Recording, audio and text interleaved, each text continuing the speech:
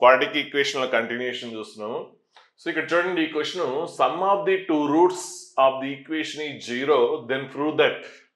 ఇంతకుముందు మనం ప్రాబ్లం చేసాం, ఒక కండిషన్ ఇచ్చాడు, అంటే రూట్స్ ఏపీలో అన్నాడు, జీపీలో అన్నాడు, హెచ్పిలో అన్నాడు. సో ఆ కండిషన్స్ చేసుకొని వన్ ఆఫ్ ది రూట్ మనం ఫైండ్ అవుట్ చేసాం. అక్కడ చేసి ఆ ఈక్వేషన్ లో ఆ రూట్ అనేది ఆ ఈక్వేషన్ లో సబ్స్టిట్యూట్ చేసాం. ఇంతకుముందు మన ప్రీవియస్ వీడియోలో ఒక కండిషన్ ఇచ్చి రూట్స్ ఆర్ ఇన్ ఏపీ అన్నాడు, జీపీ అన్నాడు, నెక్స్ట్ హార్మోనిక్ ప్రోగ్రెషన్ అన్నాడు. వాటిని యూటిలైజ్ చేసుకొని మనం వన్ ఆఫ్ ది రూట్ ని ఫైండ్ అవుట్ చేసాం. ఆ తర్వాత ఆ వన్ ఆఫ్ ది రూట్ ఖచ్చితంగా ఏమవ్వాలి, రూట్ కాబట్టి ఆ ఈక్వేషన్ ని సాటిస్ఫై అవ్వాలి. అప్పుడు మనకు ఆన్సర్ వచ్చింది. ఇక్కడ ఏమి ఇచ్చాడు కండిషన్, ఇంకా దానికంటే ఈజీ. ఇక్కడ ఏమి ఇచ్చాడంటే అవుట్ ఆఫ్ మొత్తం ఇదేంటి, క్యూబిక్ ఈక్వేషన్. క్యూబిక్ ఈక్వేషన్ లో ఎన్ని రూట్స్ ఉంటాయి, పవర్ ఎంత ఉంటే అన్ని రూట్స్ ఉంటాయి. 3 రూట్స్ ఉంటాయి. కాబట్టి sum of the roots alpha plus beta plus gamma.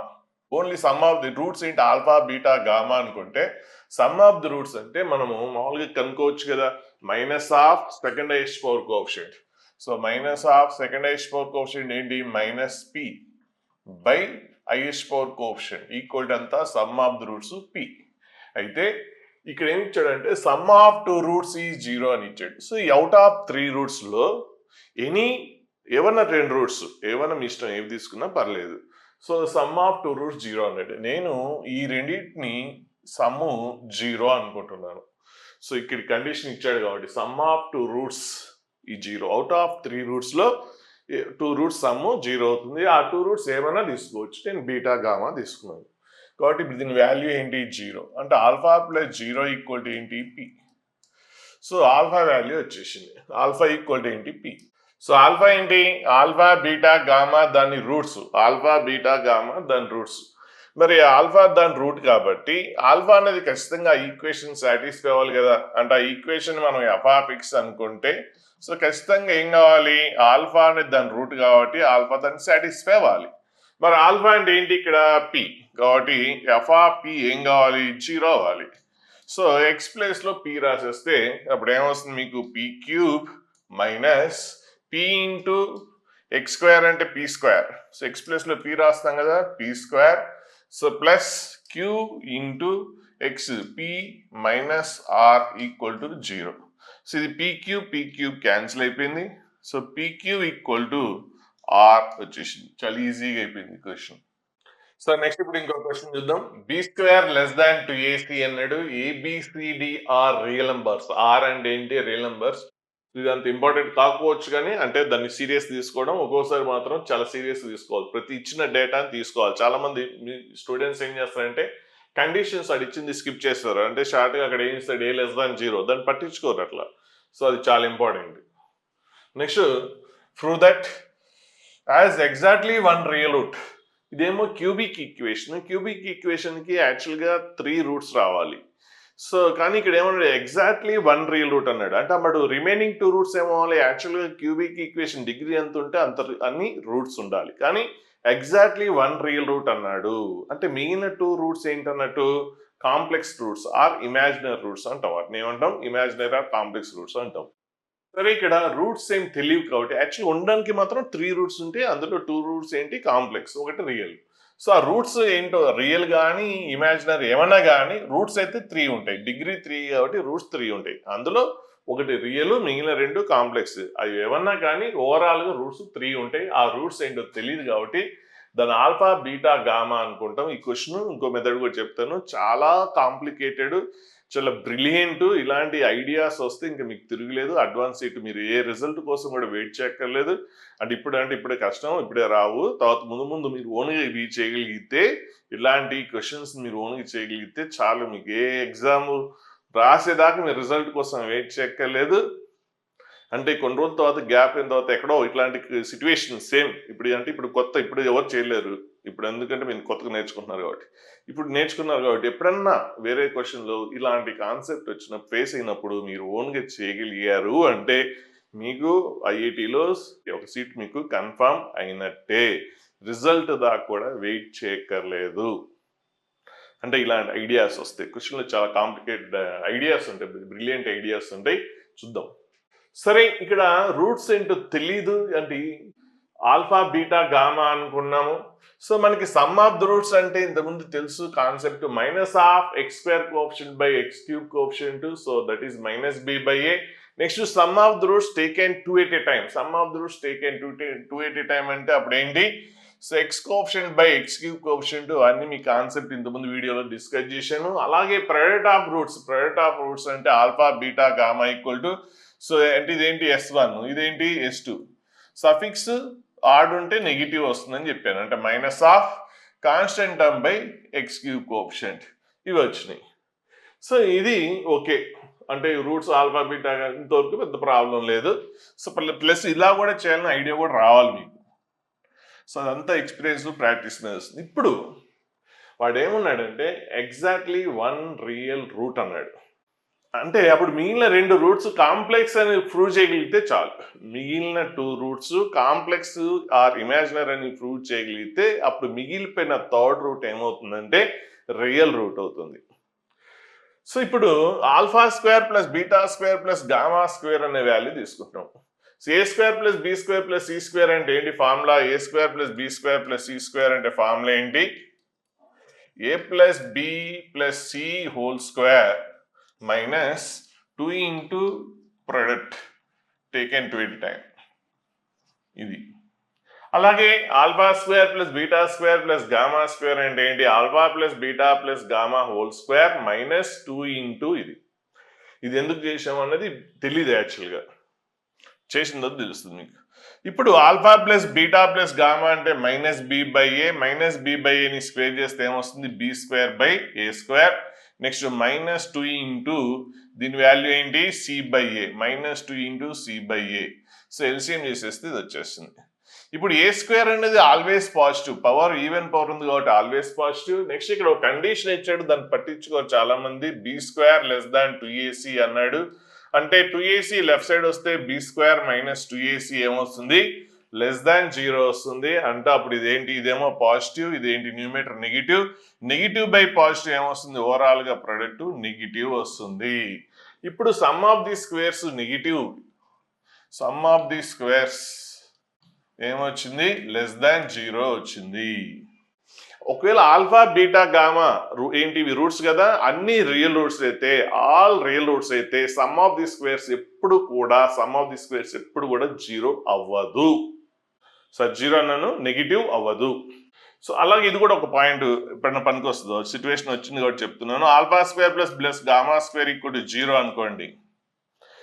Alpha beta gamma real అయితే సమ్ ఆఫ్ ది స్క్వేర్స్ 0 అయిందంటే అప్పుడు ఈచ్ వన్ 0 అయితే తప్పించి ఆన్సర్ 0 అవ్వదు. ఇది కూడా ఒక టెక్నిక్, ఎప్పుడైనా సిచ్యువేషన్ వచ్చిన ఫేస్ అయినప్పుడు మీరు చేయగలిగాలి. ఇది కూడా ఒకవేళ సమ్ ఆఫ్ ది స్క్వేర్స్ 0 అయితే ఈచ్ వన్ అవి ఏంటి? ఆల్ఫా బీటా గామా రియల్ అయితే ఈచ్ వన్ కంపల్సరీ 0 అవ్వాలి. ఈ పాయింట్ గుర్తుపెట్టుకోండి, నోట్ చేసుకోండి. ఇలాంటి బ్రిలియంట్ ఐడియాస్ రావు. సో ఇవన్నీ మీరు అంటే ఒక బ్రిలియంట్ ఐడియాస్ ఒక నోట్బుక్ పెట్టండి, ఇలాంటివన్నీ నోట్ చేసుకోండి, ఫ్రీక్వెంట్ చూడండి, అప్పుడు మీకు కూడా ఐడియాస్ అనేది డెవలప్ అవుతుంది. ఇప్పుడు నేను చెప్పేది ఒక పాయింట్ ఏంటంటే ఆల్ఫా బీటా గామా 3 కూడా రియల్ అయితే వాటి some of the squares negative అవ్వదు. ప్లస్ ఇంకో పాయింట్ ఏం చెప్తున్నా అంటే alpha beta gamma real, some of the squares 0 అయితే, అంటే ఈ క్వశ్చన్లో లేదు కానీ చెప్తున్నాను, alpha square beta square plus gamma square 0 అయితే అండ్ అవి రియల్ అయితే ఖచ్చితంగా ఈచ్ వన్ ఏం కావాలి? 0 అవ్వాలి. రియల్ అని ఇచ్చి సమ్ 0 ఇచ్చాడు అనుకోండి, ఈచ్ వన్ ఖచ్చితంగా 0 అవ్వాలి. అదొక పాయింట్ నోట్ చేసుకోండి. సరే, ఇప్పుడు మనకి ఇదేం అవసరం లేదు. ఇక్కడ ఈ క్వశ్చన్లో ఇక్కడ ఏంటి? Some of the squares negative అనేది ఇవి రియల్ అయితే సమ్ ఆఫ్ ది స్క్వేర్స్ ఎప్పుడు కూడా నెగిటివ్ అవ్వదు. Some of the squares negative అయిందంటే ఖచ్చితంగా అందులో ఒకటన్నా ఖచ్చితంగా కాంప్లెక్స్ రూట్ ఉండాలి, ఇమాజినరీ రూట్ ఉండాలి. అంటే ఇందులో కాంప్లెక్స్ రూట్స్ అంటే ఎలా ఉంటాయి? ఇలా ఏ ప్లస్ ఐబి టైప్లో ఉంటుంది. ఒకవేళ ఏ లేకపోయినా పర్లేదు, అంటే ఓన్లీ ఐబి ఉన్నా పర్లేదు, అప్పుడు ప్యూర్లీ ఇమాజినరీ అంటాం. దీన్ని కాంప్లెక్స్ అంటాం, దీన్ని ప్యూర్లీ ఇమాజినరీ అంటాం. దీన్ని కూడా ఇమాజినరీ కాంప్లెక్స్ రెండు అనొచ్చు. సో దీన్ని ఓన్లీ రియల్ పార్ట్ లేకపోతే ఇది రియల్ పార్ట్, అది ఇమాజినరీ పార్ట్. రియల్ పార్ట్ లేకపోతే అది ప్యూర్లీ ఇమాజినరీ అంటాం. సో ఇప్పుడు సమ్ ఆఫ్ ది స్క్వేర్స్ 0 అయిందంటే ఖచ్చితంగా మీకు ఐలలో ఒక 1 ఆఫ్ ది రూట్ అవ్వాలి, ఖచ్చితంగా ఇమాజినరీ రూట్ కంపల్సరీ ఉండాలి. మరి ఆల్ఫా బీటా గామాలో ఒకటి ఇమాజినరీ ఉంటుందా అంటే ఇక్కడ కోఎఫిషియెంట్స్ అన్ని కూడా రియల్ నెంబర్స్. కోఎఫిషియెంట్స్ అన్ని రియల్ నెంబర్స్ అయితే కాంప్లెక్స్ రూట్స్ ఎప్పుడు కూడా పేర్ వైజ్ ఉంటుంది అని ఇంతకుముందు మనం కాన్సెప్ట్లో నేర్చుకున్నాం. సో ఆల్ కోఎఫిషియెంట్స్ రియల్ అయితే alpha plus i beta root అయితే దాని కాంజుగేట్ కూడా రూట్ అవుతుంది. మరి ఇప్పుడు sum of the squares negative real roots కి పాసిబుల్ అవ్వదు కాబట్టి ఒకటన్నా ఖచ్చితంగా కాంప్లెక్స్ ఉండాలి. కానీ కోఎఫిషియెంట్స్ అన్ని రియల్ కాబట్టి కాంప్లెక్స్ రూట్స్ ఎప్పుడు కూడా పేర్ వైజ్ ఉంటుంది. ఒకవేళ ఏ ప్లస్ ఐబి అనేది అంటే ఇక్కడ ఏబీలు రాయబాకండి, క్వశ్చన్లో ఉన్నాయి కాబట్టి వేరే లెటర్స్ రాసుకోండి. పి ప్లస్ ఐక్యూ అనుకుందాం. సో పి ప్లస్ ఐక్యూ అనేది ఒక కాంప్లెక్స్ రూట్ అయితే కోఎఫిషియెంట్స్ అన్ని రియల్ కాబట్టి రెండోది ఖచ్చితంగా దాని కాంజుగేట్ అవ్వాలి. అయితే ఇప్పుడు దీనికి some of the squares negative కాబట్టి ఆల్ త్రీ రియల్ అయ్యే ఛాన్స్ లేదు. కాంప్లెక్స్ ఒకటన్నా ఉండాలి, ఒకటి ఉండే ఛాన్స్ లేదు. ఎప్పుడు కూడా పేర్ వైజ్ ఉంటుంది, కోఎఫిషియెంట్స్ రియల్ కాబట్టి. సో ఆల్ఫా ఇది రూట్ అయితే దీని కాంజుగేట్ కూడా రూట్ అయిపోతుంది. అంటే ఇది ఆల్ఫా అయితే ఇది బీటా అయిపోతుంది. సో రెండు రూట్స్ మీ కాంప్లెక్స్ రూట్స్ వచ్చేసినాయి. ఇంకా మూడో రూట్ ఏం కావాలి? మూడో రూట్ ఉంది కదా గామా, అదేమవ్వాలి? అది కాంప్లెక్స్ అయ్యే ఛాన్స్ ఉందా అంటే లేదు. ఎందుకు లేదు? కాంప్లెక్స్ ఇది రూట్ అయింది అనుకోండి, దీని కాంజుగేట్ కూడా రూట్ అవ్వాలి. అప్పుడు ఏమవుతాయి? 4 రూట్స్ అవుతాయి. ఇక్కడ 4 రూట్స్ ఎక్కడ ఉన్నాయి? క్యూబిక్ ఈక్వేషన్ కదా, 3 రూట్సే కదా. క్యూబిక్ ఈక్వేషన్ కదా, 3 రూట్సే కదా. అయితే ఎప్పుడు కూడా కాంప్లెక్స్ రూట్స్ పేర్ వైజ్ గా ఉంటాయి. ఎప్పుడు కోఎఫిషియెంట్స్ రియల్ అయితే, coefficients conditions is applied. Coefficients real అయితే కాంప్లెక్స్ రూట్స్ ఎప్పుడు కూడా పేర్ వైజ్ గానే ఉంటాయి. ఉంటే 2 ఉంటాయి, లేదంటే 4 ఉంటాయి. ఇక 4 ఉండే ఛాన్స్ లేదు, అస్సలు ఒకటి కూడా లేకపోయే ఛాన్స్ కూడా లేదు. ఎందుకంటే some of the squares negative అంటే అట్లీస్ట్ ఒకటన్నా కాంప్లెక్స్ రూట్స్ ఉండాలి. కాబట్టి క్లియర్ గా మనకి ఏమర్థమైంది? 2 కాంప్లెక్స్ రూట్స్ ఉంటాయి. మరి మూడో రూట్ ఏంటి?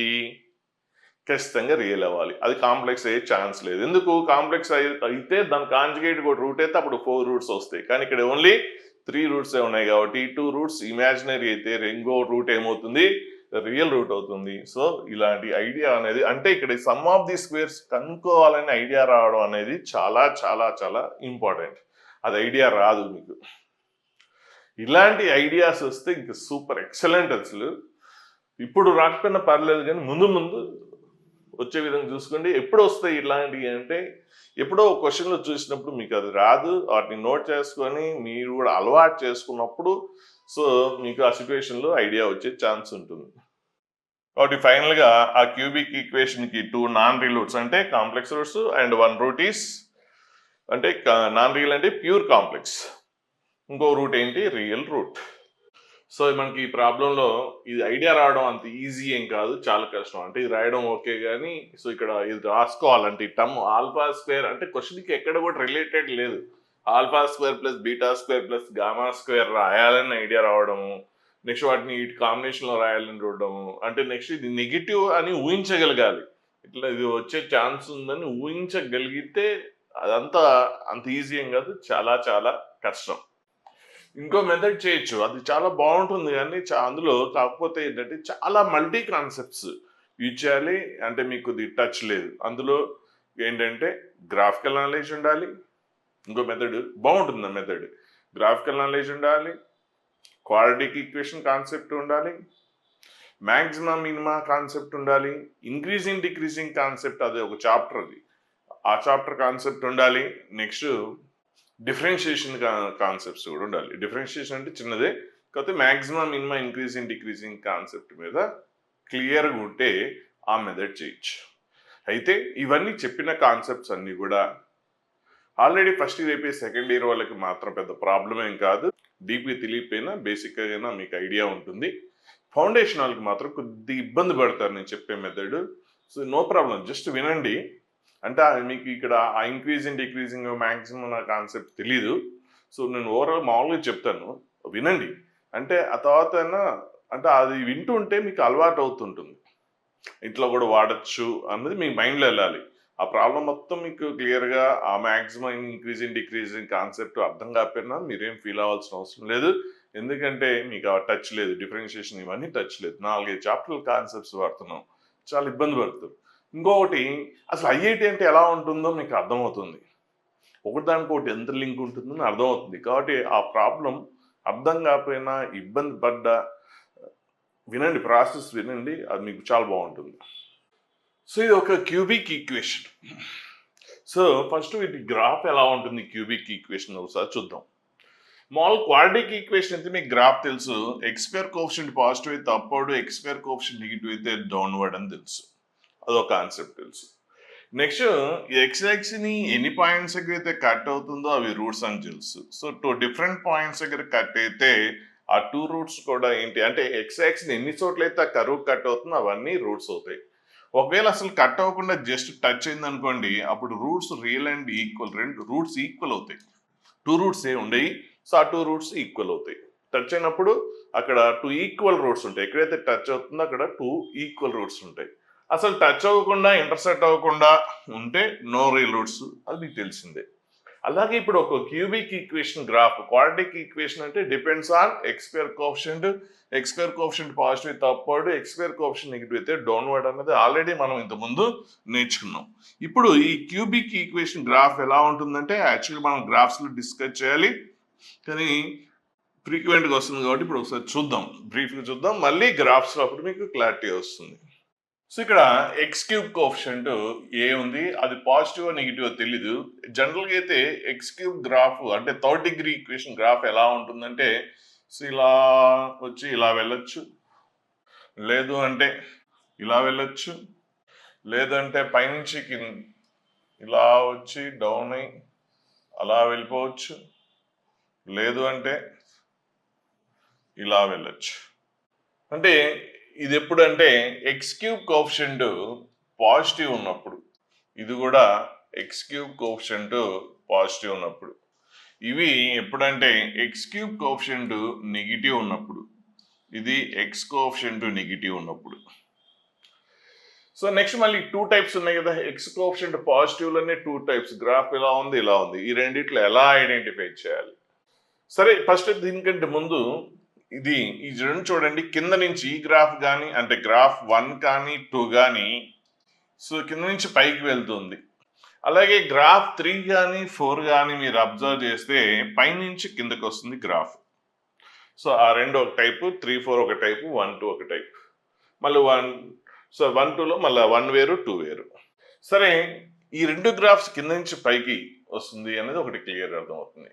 ఎందుకంటే ఇక్కడ ఎక్స్ వాల్యూ మీరు -∞ రాశారనుకోండి, ఏ అనేది పాజిటివ్, ఎక్స్ వాల్యూ -∞ రాస్తే అంటే లెఫ్ట్ సైడ్ చూడండి, ఎక్స్ వాల్యూ ఏమవుతుంది, ఇట మామూలుగా నెంబర్ లైన్ తెలుసు కదా, 0, 1, 2, 3, 4 రైట్ సైడ్ పోతున్న కొద్ది ఏమవుతుంది, +∞ అవుతుంది.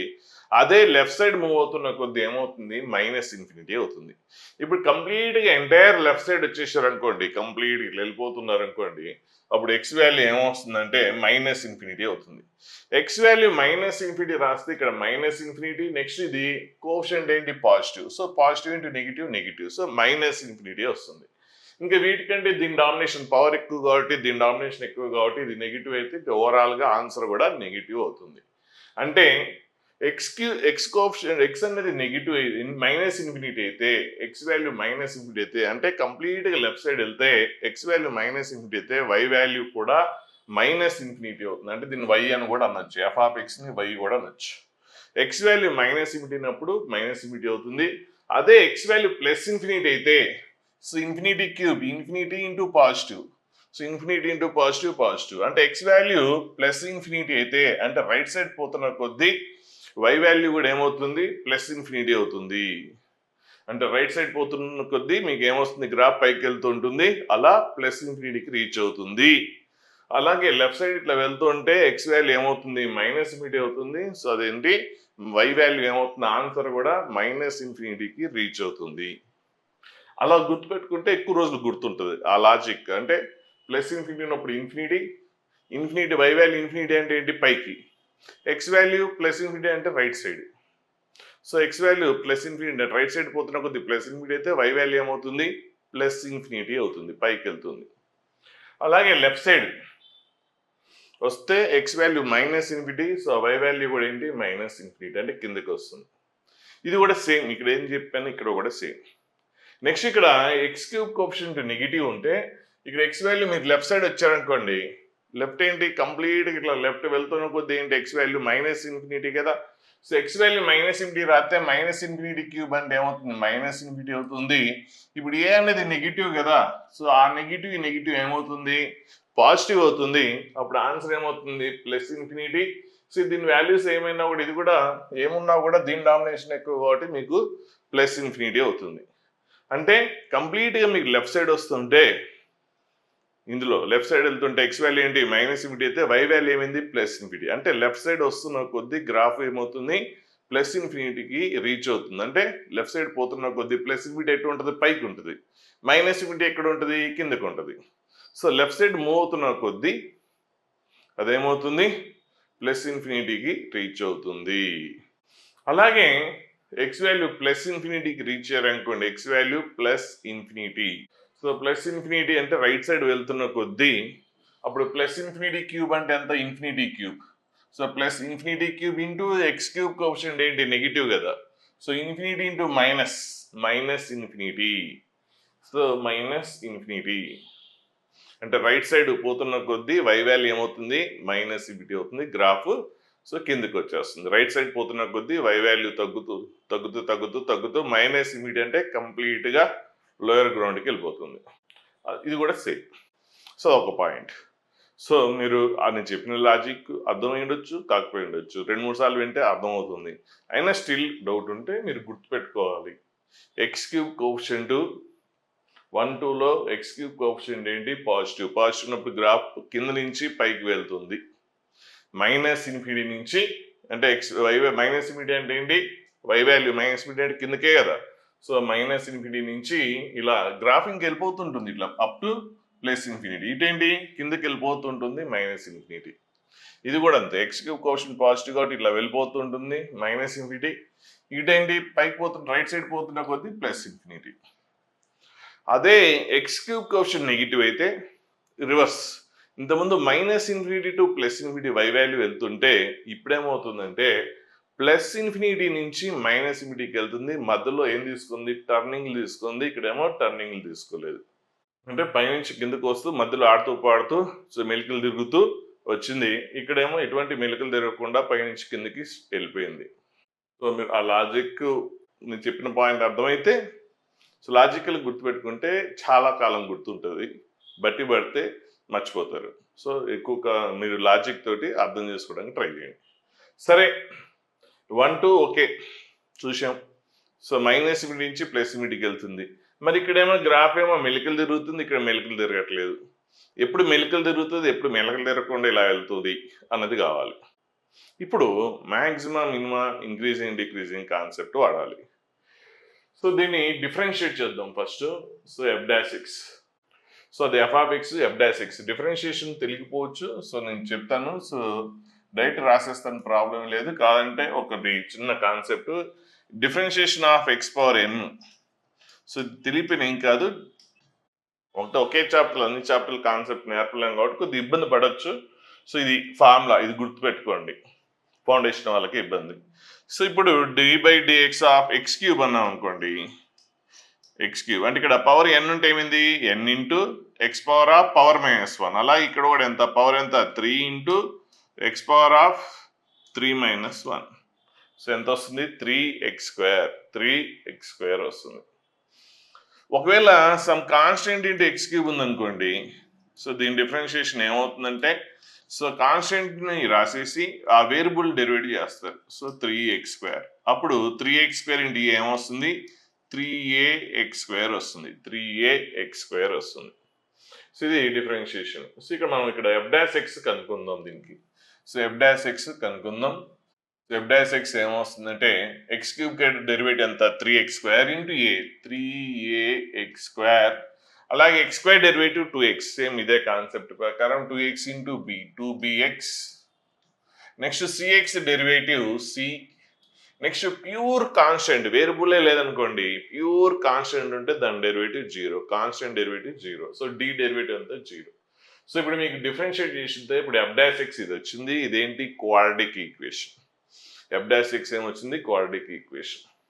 అంటే డిఫరెన్షియేట్ చేసిన తర్వాత సపోజ్ మనం దాన్ని డిఫరెన్షియేట్ చేసాం, ఆ క్వాడ్రాటిక్ ఈక్వేషన్ ఇలా వచ్చింది అనుకుందాం. సో దీన్ని ఫ్యాక్టరైజేషన్ చేస్తే రూట్స్ వస్తాయి, రియల్ రూట్స్ వస్తాయి. సో ఫ్యాక్టరైజేషన్ మీకు తెలుసు. సో చేస్తే రియల్ రూట్స్ వస్తాయి. సో రియల్ రూట్స్ వచ్చినాయి అనుకోండి, అక్కడ ఎఫ్ డాష్ ఎక్స్ ఏమవుతుంది, 0 అవుతుంది. ఎక్కడ at X equal to 2 and 3 దగ్గర. ఎఫ్ డాష్ ఎక్స్ ఎక్కడైతే 0 అవుతుందో అక్కడ మ్యాక్సిమం మినిమాలు ఉంటాయి. మ్యాక్సిమం అంటే ఇట్లా పైకి వెళ్ళి కిందకి రావడం. సో అంటే సపోజ్ ఇప్పుడు ఇక్కడ 2 దగ్గర మ్యాక్సిమం మినిమం ఏదో ఉంటుంది, అది మనకి ఇప్పుడు అంత డీటెయిల్గా ఏం అవసరం లేదు. సో మ్యాక్సిమం మినిమం అంటే ఇంకా కొద్దిగా కంటిన్యూషన్ చేయాలి. సో అదంతా ఇప్పుడు చెప్పిన ఒకటి అర్థం కాదు. సో మనకి మ్యాక్సిమం మినిమం ఉంటుంది అని తెలుసుకోవాలి. అంటే ఎఫ్ డాష్ ఎక్స్ 0 ఈక్వేట్ చేస్తే సో సమ్ రియల్ నెంబర్స్ వస్తాయి. ఏమొచ్చినాయి, ఎక్స్ వాల్యూ 2, 3. సో వీటిని క్రిటికల్ వాల్యూస్ అంటాం. సో ఆ వాల్యూస్ దగ్గర ఎఫ్ ఆఫ్ ఎక్స్ ఏమవుతుందంటే అయితే మ్యాక్సిమం అవుతుంది, మినిమం అవుతుంది. సో మ్యాక్సిమం అంటేనేమో ఇది ఇట్లా, మినిమం అంటే ఇది, అంటే పైకి వెళ్ళి కిందకి మ్యాక్సిమం ఇటుకి వెళ్ళి వచ్చాం కాబట్టి అది మ్యాక్సిమం. ఇది కిందకి వెళ్ళి మళ్ళీ పైకి వెళ్ళాం కాబట్టి ఇది minimum point. So minimum. So ఎక్కడ మ్యాక్సిమం ఎప్పుడు మినిమం మనకి ఇప్పుడు ప్రెజెంట్ అయితే తెలియదు, అది కూడా ఇప్పుడు అవసరం లేదు. జస్ట్ ఇక్కడ మనకి గుర్తించాల్సింది ఏంటంటే ఎఫ్ డాష్ ఎక్స్ ఎప్పుడైతే 0 అవుతుందో ఆ క్రిటికల్ వాల్యూస్ దగ్గర అది మ్యాక్సిమం మినిమం అయ్యే ఛాన్స్ ఉంటుంది. ఒక్కోసారి కాకపోవచ్చు, అదంతా కూడా ఇప్పుడు అవసరం లేదు. సో జస్ట్ ఇప్పుడు మీకు మ్యాక్సిమం మినిమం అవుతుందని గుర్తుపెట్టుకోండి. సో మ్యాక్సిమం మినిమం అయింది అని తెలిసిందంటే అప్పుడు గ్రాఫ్ మెలికలు తిరుగుతుంది. ఇంతకుముందు 1 గ్రాఫ్లో గ్రాఫ్ మెలికలు తిరిగింది, సెకండ్ గ్రాఫ్లో స్ట్రైట్కి వెళ్ళిపోయింది. సో ఎప్పుడైతే మీకు మ్యాక్సిమం మినిమం ఉంటుందో గ్రాఫ్ అలా పైకి వెళ్ళి మళ్ళీ కిందకి వచ్చి మళ్ళీ కింద నుంచి పైకి, సో మెలికలు తిరిగిపోతూ ఉంటుంది. ఎప్పుడు ఎఫ్ డాష్ ఎక్స్ ఎప్పుడైతే 0 అవుతుందో అప్పుడు. సమ్ టైమ్స్ ఆ ఎర్రర్స్ ఉంటే అది డీప్గా వెళ్తేనే తెలుస్తుంది, అప్పుడు ఆ చాప్టర్లో నేర్చుకుందాం. ప్రజెంట్ ఇది తెలుసుకోండి. అదే ఎఫ్ డాష్ ఎక్స్ అనేది కంప్లీట్గా సపోజ్ ఎఫ్ డాష్ ఎక్స్ అనేది కనుక్కోండి ఇలా వచ్చింది అనుకోండి. సో దీని ఫ్యాక్టరేషన్ రాదు, మీకు నో రియల్ రూట్స్ వస్తాయి. ఎందుకంటే దీన్ని డిస్క్రిమినెంట్ కనుక్కోండి. డిస్క్రిమినెంట్ కనుక్కుంటే డిస్క్రిమినెంట్ అంటే ఏంటి, b² - 4ac. b² - 4ac అది నెగిటివ్ అయింది అనుకోండి, no real roots. No real roots అంటే అది ఫ్యాక్టరేషన్ అంటే రియల్ రూట్స్ ఉండవు. మరి డిస్క్రిమినెంట్ నెగిటివ్ అయితే మీకు ఒక పాయింట్ తెలుసు, x² కోఎఫిషియంట్ పాజిటివ్ అయితే ఎక్స్ప్రెషన్ కూడా పాజిటివ్. మనం ఇంతకుముందు నేర్చుకున్నాం. డిస్క్రిమినెంట్ నెగిటివ్ అయితే x² coefficient and expression both have same sign అని తెలుసుకున్నాము. మరి ఇక్కడ ఈ ప్రాబ్లంలో డిస్క్రిమినెంట్ నెగిటివ్ అయింది కాబట్టి x² కోఎఫిషియంట్ అండ్ ఎక్స్ప్రెషన్ రెండు కూడా సేమ్ సైన్ ఉంటాయి. అంటే ఇప్పుడు ఇక్కడ x² కోఎఫిషియంట్ పాజిటివ్ ఉంది కాబట్టి ఎక్స్ప్రెషన్ కూడా పాజిటివ్ అవుతుంది for all x belongs to R. So ఇక్కడ x² కోఎఫిషియంట్ డిస్క్రిమినెంట్ మీరు కనుక్కోండి, నెగిటివ్ వచ్చేస్తుంది. నెక్స్ట్ x² కోఎఫిషియంట్ పాజిటివ్ ఉంది కాబట్టి ఎక్స్ప్రెషన్ ఏమవుతుంది, >0 for all x belongs to R. ఒకవేళ x² కోఎఫిషియంట్ నెగిటివ్ ఉంటే, x² కోఎఫిషియంట్ నెగిటివ్ అయితే ఎక్స్ప్రెషన్ కూడా నెగిటివ్ అవుతుంది for all x belongs to R. కనిపిస్తే మళ్ళీ ఇది వీడియో 10 సార్లు విన్నా కూడా నష్టం ఏం లేదు. మీకు ఇవి డెవలప్ అవ్వాలి. ఫౌండేషన్లకు ఇబ్బంది అయినా పర్లేదు, చెప్పిన పాయింట్ అది అర్థమైతే చాలు. అంటే నేనేం ఇవి కొన్ని పాయింట్స్ మ్యాక్సిమం 70% 80% అన్నా మీరు రిసీవ్ చేసుకుంటే బాగుంటుంది. సో ఎక్కువసార్లు వినండి. సో x² కోఎఫిషియంట్ నెగిటివ్ అయితే ఇది కంప్లీట్గా ఎక్స్ప్రెషన్ నెగిటివ్ అయిపోతుంది. ఇప్పుడు మనం ఇంతకుముందు ఎఫ్ డాష్ ఎక్స్ 0కి ఈక్వేట్ చేస్తే క్రిటికల్ వాల్యూస్ వస్తే అక్కడ మ్యాక్సిమం మినిమం ఉంటుంది. ఇక్కడ ఎఫ్ డాష్ ఎక్స్ 0 వస్తే మీకు రియల్ రూట్స్ రావు. ఇక్కడ రియల్ రూట్స్ వచ్చినాయి కానీ ఇక్కడ రియల్ రూట్స్ రావు. రియల్ రూట్స్ రాకపోతే అది కంప్లీట్గా x² కోఎఫిషియంట్ పాజిటివ్ అయితే ఎక్స్ప్రెషన్ కూడా కంప్లీట్ పాజిటివ్ అవుతుంది. x² కోఎఫిషియంట్ నెగిటివ్ అయితే కంప్లీట్ ఎక్స్ప్రెషన్ కూడా నెగిటివ్ అవుతుంది. ఎప్పుడైతే ఎఫ్ డాష్ ఎక్స్ >0 అంటే ఇక్కడ x² కోఎఫిషియంట్ పాజిటివ్ కాబట్టి F dash X > for all x belongs to R. ఎప్పుడైతే ఎఫ్ డాష్ ఎక్స్ ఏంటి పాజిటివ్ వచ్చిందో for all x belongs to R, A real number తీసుకున్నా కూడా ఎఫ్ డాష్ ఎక్స్ పాజిటివ్ అయితే ఆ గ్రాఫ్ ఇంక్రీజింగ్ అంటాం. ఆ గ్రాఫ్ ఏంటి, ఇంక్రీజింగ్ అంటే అది ఇంక్రీజ్ అవుతూనే ఉండాలి. అంటే కింద నుంచి ఇలా పైకి వెళ్తూనే ఉండాలి. కిందకి వచ్చే టర్నింగ్ తీసుకోవచ్చు కానీ కిందకి రాకూడదు ఇంక్రీజింగ్ ఫంక్షన్ అయితే. ఒకవేళ ఇంక్రీజింగ్ కాలేదు అంటే అప్పుడు ఏంటి, ఎఫ్ డాష్ ఎక్స్ 0 అవుతుంది. క్రిటికల్ వాల్యూస్ వస్తే అక్కడ ఏమవుతుంది, మ్యాక్సిమం మినిమం అవుతుంది. అంటే ఇక్కడ గ్రాఫ్ ఇది కంప్లీట్ ఇంక్రీజింగ్, కానీ ఇదేంటి ఇంక్రీజింగ్ కాదు. పైకి వెళ్ళి మళ్ళీ కిందకు వచ్చి మళ్ళీ కిందకు వచ్చి పైకి వెళ్ళాం. అంటే ఇక్కడ దాకా ఇంక్రీజ్ అయింది, దీని తర్వాత డిక్రీజ్ అయింది, మళ్ళీ తర్వాత ఇంక్రీజ్ అయింది. హైట్ ఇంక్రీజ్ అయింది కదా, అంటే కోసేపు ఏమో ఇంక్రీజ్ అవుతుంది, తర్వాత ఈ ఏరియాలోనేమో డిక్రీజ్ అవుతుంది, మళ్ళీ ఇంక్రీజింగ్ అవుతుంది. సో F'6 0 అయింది అంటే అలా ఉంటుంది, టర్నింగ్ తీసుకుంటూ ఉంటుంది. F'6 0 కాలేదు, కంప్లీట్గా పాజిటివ్ అయితే ఇంక్రీజింగ్. F'6 ఎప్పుడైతే నెగిటివ్ అవుతుందో, F'6 ఆల్వేస్ నెగిటివ్ అయింది అనుకోండి, అప్పుడు గ్రాఫ్ ఆల్వేస్ డిక్రీజింగ్. అంటే పైనుంచి కిందకి వస్తూనే ఉంటుంది కానీ మళ్ళీ మధ్యలో పైకి వెళ్ళడం, దీనిలాగా ఇదేం చేసింది, మధ్యలో పైకి వెళ్ళి మళ్ళీ వచ్చి కిందకి వచ్చి మళ్ళీ పైకి వెళ్ళింది, అలా చేసింది. అలా చేయదు, కంప్లీట్గా పైకన్నా వెళ్తుంది, లేదంటే కంప్లీట్గా కిందకన్నా వస్తుంది. కంప్లీట్గా పైకి ఎప్పుడు వస్తుంది, అది ఇంక్రీజింగ్ అయితే, అంటే F'6 0 అయితే కంప్లీట్గా పైకే వెళ్తుంది. F'6 నెగిటివ్ అయితే కంప్లీట్గా గ్రాఫ్ క్రిందికే వస్తుంది, డిక్రీజింగ్ అవుతుంది. సో ఇది ఒక పాయింట్. అంటే ఇవన్నీ ఒక్కొక్క పాయింట్, అక్కడ చాప్టర్ ఒక పాయింట్, ఈ చాప్టర్లో ఒక పాయింట్, ఇంకో చాప్టర్లో ఒక పాయింట్, అన్నీ కలిపికొని ఒక్కొక్కటి పేర్చుకొని మనం ప్రాబ్లంలోకి వెళ్తాము. అందుకే ఐఐటి అనేది డిఫికల్ట్గా ఎందుకు ఉంటుందంటే ఇదే రీజను. ఎందుకంటే స్కూల్లో అంటే మీకు ఒక చాప్టర్లో చూసుకుంటే ఎన్నో ఒక 50-60 క్వశ్చన్స్ ఉంటే అందులో ఇంపార్టెంట్ క్వశ్చన్స్ ఒక 10-15 ఉంటాయి. అవి ఆ 10-15 10 సార్లు 20 సార్లు చేస్తుంటారు. అదే క్వశ్చన్ యాజ్ ఈజీగా వస్తుంది. అలా మీరు చిన్నప్పటి నుంచి 10th వరకు అలా చదివి అలవాటు అయిపోయారు కాబట్టి ఈ మెథడ్లోకి షిఫ్ట్ అవ్వడం అనేది చాలా ఇబ్బంది. అందుకే అందరికీ చాలా తక్కువ మార్కులు వచ్చేది రీజను అదే. ఇక్కడ ఏం చేస్తున్నాము, ఒక చాప్టర్లో ఎక్కడో నేర్చుకున్న కాన్సెప్ట్ ప్లస్ ఇప్పుడు ఇది క్వాడ్రాటిక్ ఈక్వేషన్ స్టార్టింగ్లో చెప్తాం, కానీ ఇందులో ఏం చాప్టర్స్ వాడాము మనం, మ్యాక్సిమం వాడాం, ఇంక్రీజ్ అండ్ డిక్రీజింగ్ వాడాం, అది ఎప్పుడో ఫస్ట్ ఇయర్ ఎండింగ్లో వస్తుంది. అంటే ఎప్పుడో అయిపోయిన చాప్టర్ కాన్సెప్ట్ కాకుండా చాప్టర్ కాన్సెప్ట్స్ కూడా వాడుతుంటాము. అసలు అయిపోయిన చాప్టర్ కాన్సెప్ట్స్ వాడితేనే కష్టం, కంప్లీట్గా ఆ చాప్టర్లో క్వశ్చనే కష్టం. అలా కాకుండా వేరే అయిపోయిన చాప్టర్లో అంటే మళ్ళీ ఎక్కడో గుర్తుండకుండా ఆ కాన్సెప్ట్ తీసుకొచ్చి వాడాలన్న ఐడియా రావడం కష్టం. కానీ చాప్టర్ కాన్సెప్ట్స్ వాడి చేయడం అన్నది ఇంకా నరకం, అందుకే ఇబ్బంది అవుతుంది. సో అందుకే ఫౌండేషన్ ఎందుకు అవసరం అంటే ఇట్లాంటి ఫ్రీక్వెంట్గా అందులో వాడే నేర్చుకుంటే మీకు ముందు ఇబ్బంది ఉండదు, మీ జర్నీ అనేది స్మూత్గా ఉంటుంది. ఇప్పుడు చాలా మందికి చిరాకు కూడా ఉంటుంది ఈ క్వశ్చన్, కాలేజీలో కూడా అంతే. ఇక్కడన్నా నేను స్లో చెప్పాను, ఇవంతా డీటెయిల్గా చెప్పాను, ఒక్కోసారి ఎక్కువ చెప్పినా కూడా కన్ఫ్యూజ్ అవుతారు. అందుకే మీరు ఎక్కువసార్లు వినమంటున్నాను. ఒక్కసారిగా ఆ ట్రాన్స్ఫర్మేషన్ జరగదు, స్టార్టింగ్ ఇబ్బంది ఉంటుంది, మీరు భయపడక్కర్లేదు, కానీ తర్వాత చాలా బాగుంటుంది. సరే, ఇప్పుడు F'6 0 అయితే గ్రాఫ్ మెలికలు తిరుగుతూ వస్తుంది అన్నాం. X³ కోషెంట్ పాజిటివ్ అయితే కింద నుంచి పైకి వెళ్తుంది అన్నాం. అదే F'6 0 అయితే కింద నుంచి ఇలా పైకి వెళ్ళిపోతూ టర్న్ అవ్వచ్చు కానీ, బెండ్ అవ్వచ్చు కానీ, బెండింగ్ మారచ్చు కానీ కిందకి రావడం అంటే ఎక్కడ జరగలేదు గ్రాఫ్. సో ఎక్కడ చూసినప్పుడు పైకే పెన్ మూవ్ అయింది కానీ కిందకి ఎక్కడ రాలేదు, టర్నింగ్ తీసుకుంది కానీ కిందకి ఎక్కడా రాలేదు. సో ఇది ఒకటి తెలుసుకున్నారు. F'6 0 అయితేనేమో గ్రాఫ్ ఇలా ఉంటుంది. సో F'6 0 అయితే గ్రాఫ్ ఇలా ఉంటుంది. నెక్స్ట్ మనం X-యాక్సిస్ని గీస్తే 3 డిఫరెంట్ పాయింట్స్ దగ్గర కట్ అయింది కాబట్టి దీనికి 3 డిస్టింక్ట్ రే రూట్స్ ఉంటాయి. సో రూట్స్ అంటే ఏం లేదు, quadratic equation, cubic equation. Roots అంటే అది X-యాక్సిస్ని ఎక్కడైతే కట్ చేస్తుందో ఆ గ్రాఫ్, ఆ వాల్యూస్ ఆఫ్ X అన్ని కూడా రూట్స్ అవుతాయి.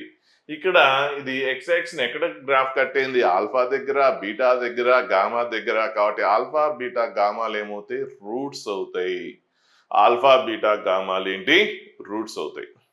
సో అదే ఇప్పుడు ఇక్కడ గీసారనుకోండి లైను, మీరు ఎక్కడ లైన్ గీసినా కూడా మోర్ దాన్ 1 పాయింట్ కట్టే ఛాన్సే లేదు, ఇక్కడ మాత్రం మీకు 3 పాయింట్స్ కట్ అయింది. ఒక్కొక్కసారి గ్రాఫ్ టర్నింగ్ తీసుకున్నా కూడా మనం X-యాక్సిస్ గీసేస్తే గ్రాఫ్ ఇలా రావచ్చు. ఇప్పుడు X-యాక్సిస్ కట్ చేస్తే ఇలా, అప్పుడు ఏమైంది, ఇక్కడ కట్ అయింది, ఇక్కడేమో టచ్ అయింది. ఎక్కడైతే టచ్ అవుతుందో అక్కడ రూట్స్ ఈక్వల్ ఉంటాయి. ఇది క్యూబిక్ ఈక్వేషన్ కదా, క్యూబిక్ ఈక్వేషన్కి ఎన్ని రూట్స్ ఉంటాయి, 3 రూట్స్ ఉంటాయి. మరి X-యాక్సిస్ని ఎక్కడైతే కట్ అయిందో అవే అన్నాం కదా రూట్స్, మరి ఇది ఒక రూట్, మరి ఇది ఇక్కడ ఒకటే 2 కదా, అంటే మిగిలిన రూట్ ఏంటంటే థర్డ్ రూట్ కూడా దీనికి ఈక్వల్. థర్డ్ రూట్ కూడా ఈక్వల్. ఎక్కడైతే టచ్ అవుతుందో అక్కడ రూట్స్ రియల్ అండ్ ఈక్వల్ అవుతాయి. యాక్చువల్గా 3 రూట్స్ ఉండాలి, ఒక రూట్ ఇక్కడ వచ్చేసింది, ఇంకో రూట్ ఏంటి, మిగిలిన 2 రూట్స్ ఇక్కడే ఉంటాయి టచ్ అయింది కాబట్టి. సో ఒక్కోసారి గ్రాఫ్ ఇలా కూడా ఉండొచ్చు. అయితే ఒకవేళ మనకి f'(x) > 0 అని చెప్పామనుకోండి, ఇక్కడ ఏంటంటే మోర్ దాన్ 1 పాయింట్ కట్టే ఛాన్స్ ఉంది. కానీ f'(x) > 0 అయితే ఇంక్రీజింగ్. మీరు ఎక్కడైనా హారిజాంటల్ లైన్ x యాక్సిస్ ఎక్కడున్నా కూడా గ్రాఫ్ అనేది మోర్ దాన్ 1 పాయింట్ కట్ అవ్వదు. కాబట్టి అప్పుడు రూట్స్ ఒకటే ఉంటుంది ఎక్కడైతే టచ్ అవుతున్న రూట్. మరి క్యూబిక్ ఈక్వేషన్ కదా, క్యూబిక్ ఈక్వేషన్కి ఎన్ని రూట్స్ ఉండాలి, 3 రూట్స్ ఉండాలి కదా. మరి ఒకటే రూట్ ఎందుకు ఉంది, మిగిలిన 2 రూట్స్ ఎటు వెళ్ళిపోయినాయి అని డౌట్ రావచ్చు. అంటే మిగిలిన రూట్స్ ఎక్కడికి పోలేదు, మిగిలిన 2 roots non real roots, imaginary roots. అంటే ఈ డిగ్రీ ఎంత ఉంటే అన్ని రూట్స్ ఉంటాయి. థర్డ్ డిగ్రీ కాబట్టి 3 రూట్స్ ఉండాలి, కానీ మరి ఒకటే వచ్చింది కదా అంటే ఆ ఒక్క root real root. X axis ఎక్కడైతే కట్ అవుతుందో అవి రియల్ రూట్స్, మిగిలిన కట్ అవ్వలేదంటే మిగిలిన 2 రూట్స్ ఏంటి, imaginary roots, pure complex roots, pure complex non real roots. Non real root అనొచ్చు, ఇమాజినరీ అనొచ్చు, కాంప్లెక్స్ అని కూడా అంటాం. అంటే కాంప్లెక్స్ నెంబర్లో రియల్ నెంబర్స్ కూడా ఉంటాయి. సో కట్ వర్డ్ అంటే నాన్ రియల్ లేదంటే ఇమాజినరీ అనేది బెస్ట్ వర్డ్. సో కాంప్లెక్స్ వాడుకునే పెద్ద ప్రాబ్లం లేదు, కాకపోతే కాంప్లెక్స్లో రియల్ నెంబర్స్ కూడా ఉంటాయి. అంటే ఇప్పుడు ఇంతకుముందు క్వశ్చన్లో వాడు ఏమన్నాడు అంటే prove that it has exactly 1 real route అన్నాడు. అలాగే ఇప్పుడు ఇది కూడా చూద్దాం ఒకసారి, ఇది కూడా చూసిన డిస్కస్ చేద్దాం. ఇక్కడ కూడా మనం ఎక్స్ యాక్సిస్ గీస్తే మోర్ దాన్ ఇక్కడ ఏంది 3 పాయింట్స్ కట్ అయింది కాబట్టి ఆ 3 రూట్స్ ఏంటి, real roots, 3 distinct real roots. అదే ఈ గ్రాఫ్ లో చూసారనుకోండి, హారిజాంటల్ లైన్ గీస్తే ఒకటే పాయింట్ దగ్గర కట్ అయింది, ఒకటే పాయింట్ దగ్గర కట్ అయింది. అంటే ఒకే పాయింట్ దగ్గర కట్ అయింది అంటే ఒక రూట్ రియల్ రూట్, మిగిలిన 2 రూట్స్ ఏంటి, ఇమాజినరీ రూట్స్, మిగిలిన 2 రూట్స్ ఏంటి, ఇమాజినరీ. అంటే గ్రాఫ్ కంప్లీట్ గా ఇంక్రీజింగ్ డిక్రీజింగ్ అయితే ఒకటే రియల్ రూట్ ఉంటుందని మనకు అర్థమైంది. అంటే ఇప్పుడు ఇదేంటి సెకండ్ ఫిగర్, ఇది థర్డ్ ఫిగర్. ఈ 2 ఫిగర్స్ లో సెకండ్ ఫిగర్ ఏమో ఇంక్రీజింగ్, థర్డ్ ఫిగర్ ఏమో డిక్రీజింగ్. అది కంప్లీట్ గా ఇంక్రీజింగ్ అయినా కంప్లీట్ గా డిక్రీజింగ్ అయినా అది ఎక్స్ యాక్సిస్ ని ఒక పాయింట్ దగ్గరే కట్ అవుతుంది కాబట్టి ఓన్లీ 1 రియల్ రూట్ ఉంటుంది, మిగిలిన 2 రూట్స్ ఏంటి, ఇమాజినరీ. ఇందులో కానీ ఇందులో కానీ. అంటే ఇంతకుముందు ప్రాబ్లంలో మనకి ఎగ్జాక్ట్లీ 1 రియల్ రూట్ అన్నాడు కాబట్టి మిగిలిన 2 రూట్స్ ఏంటి, ఇమాజినరీ. ఎప్పుడు పాసిబుల్ అవుతుంది, అది కంప్లీట్గా ఇంక్రీజింగ్ కంప్లీట్గా డిక్రీజింగ్ అయితే అది పాసిబుల్ అవుతుంది. అంటే ఇది కంప్లీట్గా ఇంక్రీజ్ అని అవ్వాలి, డిక్రీజ్ అని అవ్వాలి. అంటే f' ఇంక్రీజింగ్ ఎప్పుడు అవుతుంది, f'(x) > 0 అని చెప్పగలిగితే ఇంక్రీజింగ్, f'(x) < 0 అయితే డిక్రీజింగ్. ఇంక్రీజింగ్ అయినా ఓన్లీ 1 రియల్ రూటే ఉంటుంది, డిక్రీజింగ్ అయినా కూడా ఓన్లీ 1 రియల్ రూట్ ఉంటుంది. మరి ఎప్పుడు మోర్ దాన్ 1 రియల్ రూట్ ఉంటాయంటే ఇంక్రీజ్ అయ్యి మళ్ళీ డిక్రీజ్ అయ్యి మళ్ళీ ఇంక్రీజ్ అయ్యి డిక్రీజ్, మ్యాక్సిమం మినిమం వాల్యూస్ ఉంటాయి, అప్పుడు మోర్ దాన్ 1 రియల్ రూట్ ఉంటుంది, మోర్ దాన్ 1 రియల్ రూట్ ఉంటుంది. సో ఇప్పుడు మనకి ఎగ్జాక్ట్లీ 1 రియల్ రూట్ అంటే ఇప్పుడు మనం చూడాల్సింది ఏంటంటే f'(x) పాజిటివ్ నెగిటివ్ అని చెప్పగలిగితే చాలు. చూద్దాం మరి f'(x) పాజిటివ్ నెగిటివ్ చూద్దాం. సో ఇక్కడ f(x) అంటే దీన్ని f(x) అని పేరు పెట్టేసేయండి. ఇప్పుడు మనం f'(x) కనుక్కుందాం. సో f'(x) అంటే ax³ డెరివేటివ్ ఏంటి, 3x³ derivative 3x², 3x² into a 3ax². Next bx² derivative b అలాగే రాసి x² డెరివేటివ్ ఏమొస్తుందంటే 2x. ఇంతకుముందు x⁴n చెప్పాను కదా అది. సో మీకు డెరివేటివ్ తెలియపోయినా పర్లేదు కానీ ఈ కాన్సెప్ట్ తెలిస్తే చాలు నాకు. So 2x into b 2bx. Next c into c అనేది కాన్స్టెంట్ అలాగే రాసి x డెరివేటివ్ ఎంత 1 అంటే x⁴1 కదా. సో పవర్ ఇంటూ డెరివేటివ్ ఏంటి, పవర్ ఇంటూ కదా, x⁴n డెరివేటివ్ ఏమొస్తుంది, so power into n into power x⁴ -1 అలా ఇక్కడ. So power 1 into x⁴, so 1 into x⁴1 -1, 1 -1 అంటే ఎంత 0. సో x⁴0 అంటే ఎంత 1. So 1 into 1 1. So x derivative 1 కాబట్టి c into x derivative 1. Next pure constant ఉంటే, ప్యూర్ కాన్స్టెంట్ d అనేది purely constant, అక్కడ పక్కన ఇంటూ వేరియబుల్ లేదు కాబట్టి ప్యూర్ కాన్స్టెంట్ అయితే దాని డెరివేటివ్ 0. ఇది ఎఫ్ డాష్ ఎక్స్ వచ్చింది. ఇప్పుడు ఈ ఎఫ్ డాష్ ఎక్స్ అనేది మీరు గ్రేటర్ దాన్ 0 అని చెప్పగలిగితే అది ఇంక్రీజింగ్ ఫంక్షన్ అవుతుంది. అప్పుడు గ్రాఫ్ కింద నుంచి పైకి మెలికలు తిరగదు కాబట్టి ఓన్లీ 1 పాయింట్ దగ్గర కట్ అవుతుంది కాబట్టి అప్పుడు మనం ఎగ్జాక్ట్లీ 1 రియల్ రూట్ ఉంటుందని చెప్పొచ్చు. ఒకవేళ డిక్రీజింగ్ అయితే F dash X less than 0 అయితే డిక్రీజింగ్ అవుతుంది. అప్పుడు గ్రాఫ్ కూడా పైనుంచి కిందకి వస్తుంది కాబట్టి ఒకసారి ఎక్స్ యాక్సిస్ ని క్రాస్ అవుతుంది కాబట్టి అప్పుడు కూడా ఎగ్జాక్ట్లీ 1 రియల్ రూట్ ఉంటుందని చెప్పొచ్చు. సో ఇప్పుడు ఎగ్జాక్ట్లీ 1 రియల్ రూట్ అని చెప్పాలంటే ఇక్కడ F dash X greater than 0 అని అవ్వాలి, లేదంటే లెస్ దాన్ 0 అయినా అవ్వాలి. మరి ఎలా తెలుస్తుంది అంటే మనకి డిస్క్రిమినెంట్ కనుక్కుంటే తెలుస్తుంది. డిస్క్రిమినెంట్ కనుక్కోండి. ఇంతకుముందు మనం క్వాడ్రాటిక్ ఈక్వేషన్ చూసాం. ఇది క్వాడ్రాటిక్ ఈక్వేషన్ కదా, F dash X quadratic equation. Discriminant negative అయింది అనుకోండి. సో డిస్క్రిమినెంట్ నెగిటివ్ అయితే అప్పుడు X square coefficient, so X square coefficient ఏంటి ఇక్కడ ఏ.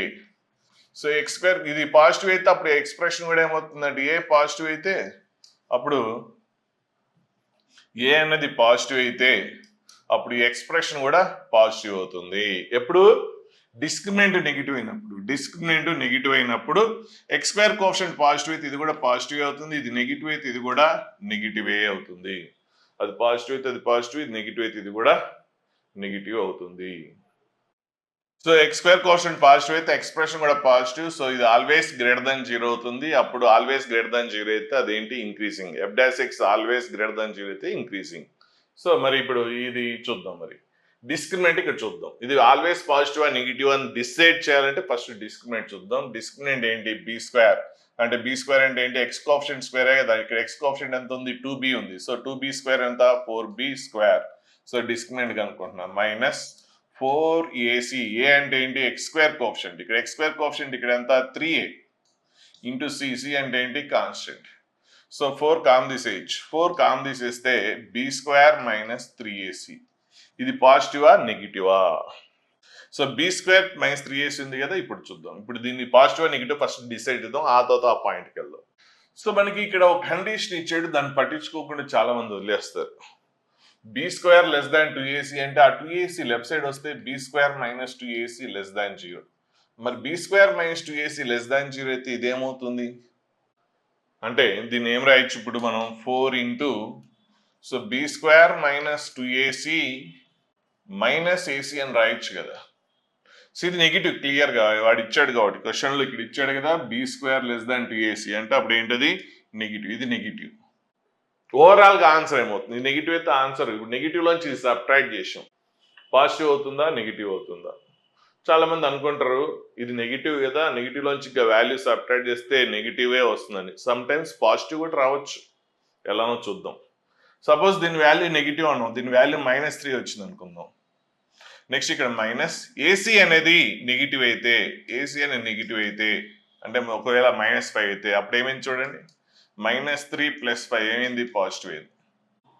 అంటే ఇది నెగిటివ్ మైనస్ ఏసీ చేసాం కదా, నెగిటివ్ వస్తుందని ఊహించడానికి లేదు, పాజిటివ్ కూడా అయ్యే ఛాన్స్ ఉంది. ఎప్పుడంటే ఏసీ అనేది నెగిటివ్ అయితే. ఏసీ అనేది నెగిటివ్ అయితే చాలా హెడేక్ ఉంటుంది, తప్పదు. అట్లా చేస్తేనే అలవాటు అవుతుంది. మనం అట్లా బరువు అవుతుంది ఇబ్బంది అవుతుందని స్కిప్ చేసుకుంటూ వెళ్తే అలవాటు అవ్వదు. ఇట్లాంటి మళ్ళీ మీరు ఫేస్ చేస్తున్న తర్వాత మెల్లమెల్లగా అదే మీకు రీచ్ అవుతుంది. కాబట్టి అందులో ఏంటంటే స్టార్టింగ్లోనే చాలా చాప్టర్స్ వాడేసేసరికి ఇంకా ఎక్కువ ఇబ్బంది అవుతుంది. ప్లస్ ఇక్కడ కొద్దిగా ఎక్కువ బుర్ర వాడాలి. స్కూల్లో మీకు బుర్ర ఎక్కువ వాడాల్సిన అవసరం లేకుండా దాన్ని లాకర్లో పెట్టారు కాబట్టి ఎప్పుడు ఆలోచించాల్సిన అవసరం రాలేదు. కాబట్టి ఇప్పుడు ఒకేసారి ఈ లెవెల్లో ఆలోచించాలంటే ఇబ్బంది అవుతుంది. మనం ఇప్పుడు చేసేది ఇదేదో నేర్చేసుకోవడం కాదు, ఇట్లా అలవాటు చేసుకోవడమే, డిఫరెంట్గా థింక్ చేయడం, ఆ డెవలప్ చేసుకోవడమే మెయిన్ టార్గెట్. మీకు కొన్ని అర్థం కాకపోయినా కూడా పర్లేదు, 4-5 సార్లు వినండి, అయినా అర్థం కాకపోయినా పర్లేదు, ముందు అన్నీ వస్తాయి. అట్లాని ఇది చెప్పరు జనరల్గా, ఫస్ట్ మెథడే చెప్పేస్తాం. ఇదంతా చెప్పాలంటే ఇంకా చాలా కాన్సెప్ట్స్ ఉన్నాయి కాబట్టి అర్థం కాదని వదిలేస్తాం. కానీ ఆ ప్రాబ్లం ఫస్ట్ మెథడ్ సింపుల్గా అయిపోయి ఉండొచ్చు, కానీ అక్కడ ఐడియా రావడం చాలా చాలా కష్టం. అది అంత ఈజీ ఏం కాదు ఎగ్జామ్లో. ఈ నాలెడ్జ్ అంత ఐడియా ఉంటే మనకు ఆటోమేటిక్గా వచ్చేస్తుంది. యాక్చువల్గా ఇది ఇంతసేపు చెప్పాను కానీ 2 minutesలో అయిపోతుంది. ఇవన్నీ కాన్సెప్ట్ వస్తే అసలు చిటికలో అయిపోతుంది, క్వశ్చన్ చాలా సింపులే అవుతుంది. సరే ఇప్పుడు ఇక్కడ ఏంటంటే అంటే నెగిటివ్ కూడా అవ్వచ్చు, పాజిటివ్ కూడా అవ్వచ్చు. అంటే ఒక ఎగ్జాంపుల్ తీసుకున్నాం. అట్లా కాకుండా దీని value -3. So minus AC value అనేది పాజిటివ్ అయింది అనుకోండి, సపోజ్ ఏసీ వాల్యూ +5 అనుకోండి, అప్పుడు -3 -5 ఏమవుతుంది, -8 అవుతుంది.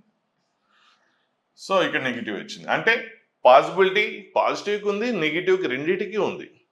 అంటే ఒక ఏసీ వాల్యూ -5 అయితేనేమో పాజిటివ్ వచ్చేసింది, అలాగే ఇలా తీసుకుంటే నెగిటివ్ వచ్చింది. అంటే పాజిటివ్కి స్కోప్ ఉంది, నెగిటివ్కి స్కోప్ ఉంది. కానీ ఈ క్వశ్చన్లో కొద్ది డీప్గా ఆలోచిస్తే పాజిటివ్కి స్కోప్ లేదు.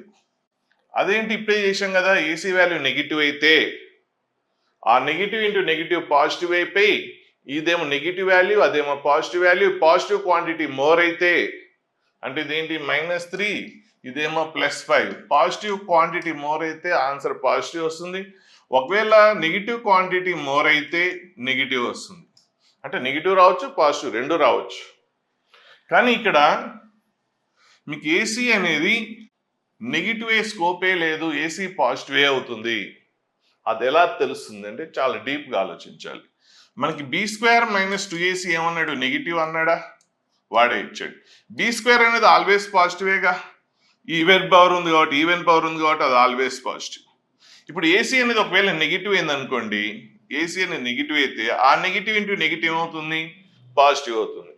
అంటే అప్పుడు ఇది కూడా, అంటే సపోజ్ దీని వాల్యూ 5 అయితే ఏసీ అనేది నెగిటివ్ అయి ఉంటే, అప్పుడు సపోజ్ ఏసీ వాల్యూ -3 తీసుకుందాం, -3 ఇంటూ -2 ఏమవుతుంది, +6 వస్తుంది.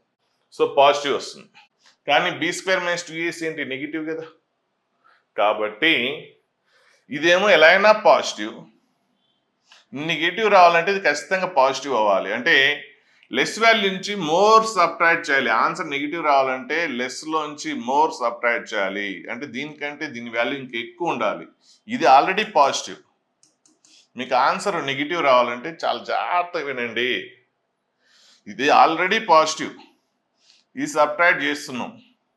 సో నెగిటివ్ రావాలి అంటే, సో దీనికంటే ఇది మోర్ క్వాంటిటీ ఉంటేనే కదా, అంటే 5 - 7 అలా ఉంటేనే కదా, అంటే దీనికంటే ఇంకా మోర్ క్వాంటిటీ ఉండాలి. ఇదే పాజిటివ్, మరి దీనికంటే ఇది మోర్ క్వాంటిటీ అంటే అది కూడా పాజిటివే కదా. కాబట్టి ఇక్కడ ఏసీ అనేది పాజిటివ్ అని క్లియర్గా అర్థమైపోతుంది.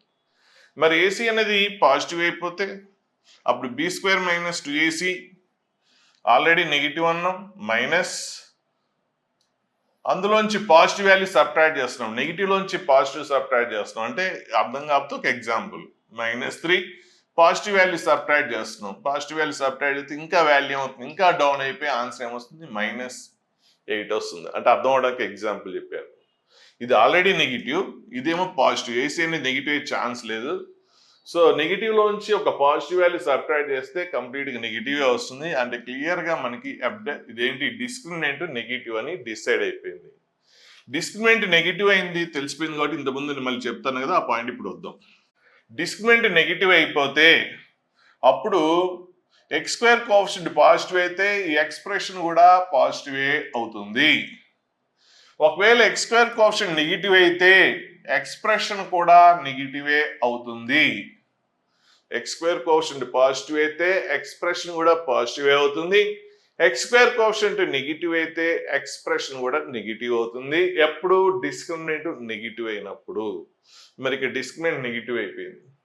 మరి ఇక్కడ x² కోఎఫిషియంట్ పాజిటివ్ నెగిటివ్ తెలుసా, తెలియదు. ఒకవేళ పాజిటివ్ అయితే, ఏ అనేది పాజిటివ్ అయితే అప్పుడు ఎక్స్ప్రెషన్ కూడా ఏమవుతుందని చెప్పాను, పాజిటివ్ అవుతున్నాను. అప్పుడు f' ఏమవుతుంది, >0 అవుతుంది. ఒకవేళ x² కోఎఫిషియంట్ నెగిటివ్ అయితే అప్పుడు ఎక్స్ప్రెషన్ కూడా నెగిటివ్ అవుతుంది. ఇక్కడ ఎక్స్ప్రెషన్ అంటే ఏంటి, ఈ ఎక్స్ప్రెషన్ అంటే ఏంటి, f' కదా, నెగిటివ్ అవుతుంది. ఎప్పుడు, for all x belongs to R. x² coefficient గురించి మనం తెలుసా, తెలియదు. పాజిటివ్ తెలియదు, నెగిటివ్ తెలియదు. పాజిటివ్ అయితేనేమో f' >0 అయింది.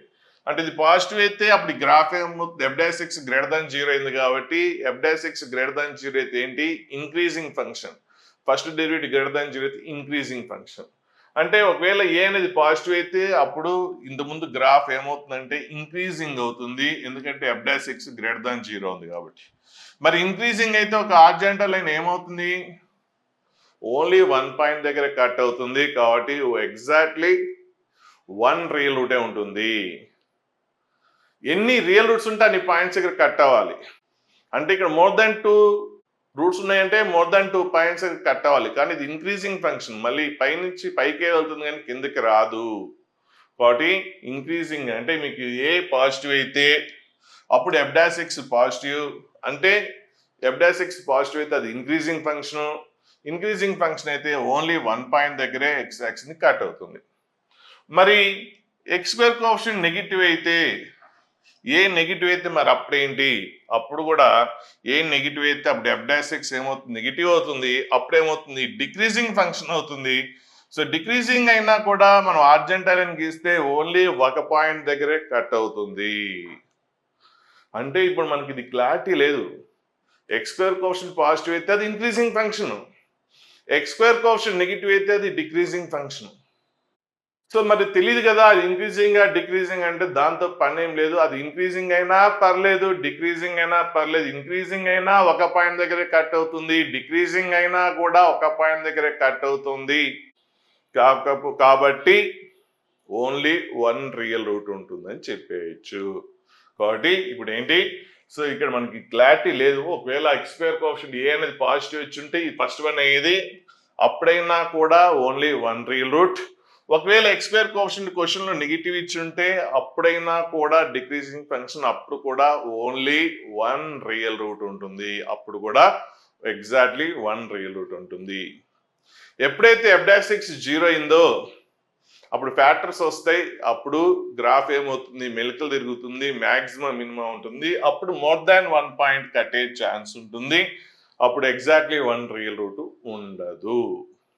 సో క్వశ్చన్ చెప్పడానికి ఏదేదో అంటే ఇక్కడ మీకు ఎందుకు ఇంత లేట్ అయిందంటే గ్రాఫ్స్ నేర్చుకున్నాం, మ్యాక్సిమం కాన్సెప్ట్ నేర్చుకున్నాం, ఇంక్రీజింగ్ డిక్రీజింగ్ కాన్సెప్ట్ నేర్చుకున్నాం. ఇవన్నీ తెలిసిన తర్వాత ఈ క్వశ్చన్ అంటే ఇంతకుముందు ఫస్ట్ మెథడే చాలా బాగుంది కదా అంటారు. కాదు, ఇవన్నీ తెలిసిన తర్వాత ఇదే ఈజీ.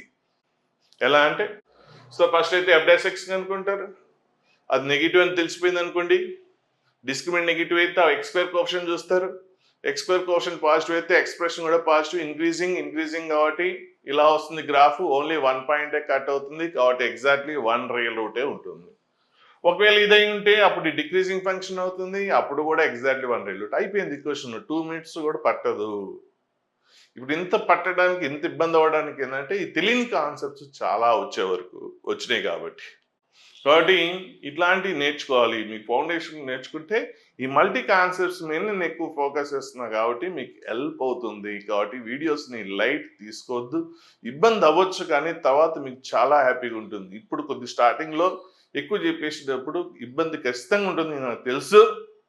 కానీ తర్వాత చాలా బాగుంటుంది, మీకు చాలా స్మూత్గా ఉంటుంది, చాలా హ్యాపీగా ఉంటుంది, ఎంజాయ్ చేస్తూ చదవగలరు.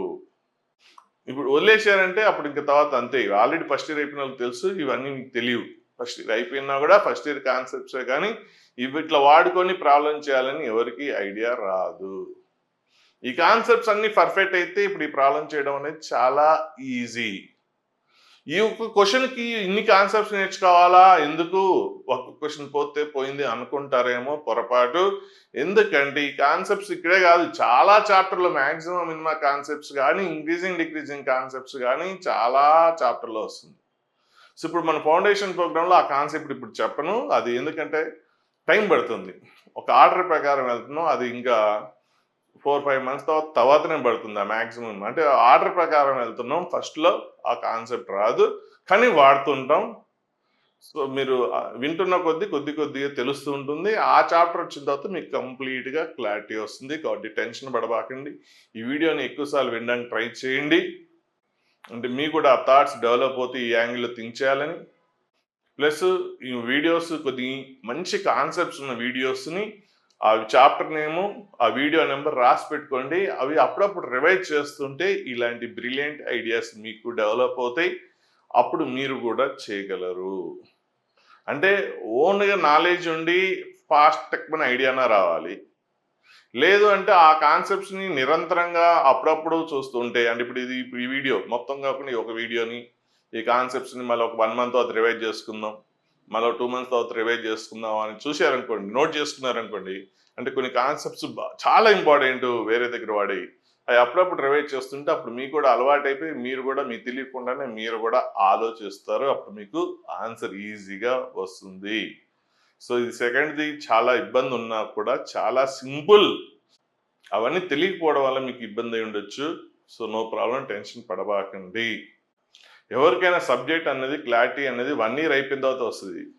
ఒకసారి సిలబస్ అంతా ఒక రౌండ్ అయిపోతే రివిజన్లో చాలా మంది ఇంప్రూవ్ అవుతారు. ఎందుకంటే ఇట్లాంటి కాన్సెప్ట్స్ ఉంటాయి.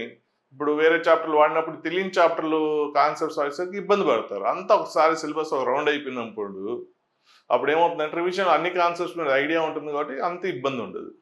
అదే మీరు ముందే నేర్చుకున్నారంటే ఇంకా ఎక్సలెంట్గా ఉంటుంది. సో మనం ఫైనల్గా ఇప్పుడు నేర్చుకున్న కాన్సెప్ట్ని కన్క్లూడ్ చేద్దాం. సో మనం ఏం చేసాం, ఒక క్యూబిక్ ఈక్వేషన్ చూసాం. అది ఇంక్రీజింగ్ కానీ డిక్రీజింగ్ కానీ అయితే ఓన్లీ 1 రియల్ రూట్ ఉంటుంది. మిగిలిన రూట్స్ ఏమవుతాయి, ఇమాజినరీ. అలాగే 5th డిగ్రీ కూడా అంతే. అది ఇంక్రీజింగ్ కానీ డిక్రీజింగ్ కానీ ఏదో ఒకటే అయితే అప్పుడు దానికి ఓన్లీ 1 రియల్ ఉంటుంది. మరి 5th డిగ్రీ అంటే మొత్తం 5 రూట్స్ ఉండాలి. రిమైనింగ్ 4 రూట్స్ ఏంటి, ఇమాజినరీ. అలాగే ఇక్కడ చిన్న ఎర్రర్ ఉంది. మ్యాక్సిమా మినిమా ఉన్నప్పుడు కూడా ఓన్లీ 1 రియల్ రూట్ ఉండే ఛాన్స్ ఉంది. స్టార్టింగ్లో చెప్తే కన్ఫ్యూజ్ అవుతారు కాబట్టి నేను చెప్పినప్పుడు వీడియో చెప్పేటప్పుడు చిన్న ఎర్రర్ ఉందని చెప్పాను. సో ఆ ఎర్రర్ అనేది ఇప్పుడు చెప్తున్నాను. సో చూడండి.